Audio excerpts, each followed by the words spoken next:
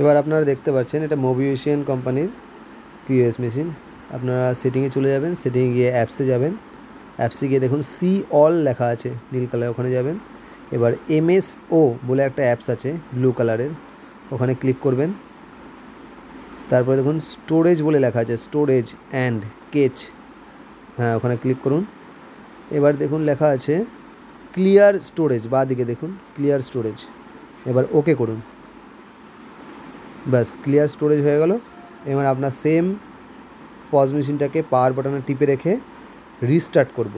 পাওয়ার বাটনে যেটাতে আমি সুইচ অফ করি সেই বাটনটা টিপে রাখুন, রাখার পরে দেখুন রিস্টার্ট বলে লেখা থাকবে, ওখানে আপনি রিস্টার্ট করুন। পজ মেশিনটা অটোমেটিকলি বন্ধ হয়ে যাবে এবং অটোমেটিকই চালু হবে। এবার অফ হয়ে গেল এবং নতুন করে খুলছে পজ মেশিনটি। এবং খোলার পরে আপনারা যেরকমভাবে ডিবিটি লগ ইন করেন সেভাবেই করবেন, কিন্তু তার আগে দেখে নেবেন আপনার নেটের কানেকশানটা পাচ্ছে নাকি, ওয়াইফাইটা, এবং ওপর থেকে নামিয়ে দেখে নেবেন ফিঙ্গারপ্রিন্টটা অন আছে নাকি। এটা অবশ্যই ভুলবেন না।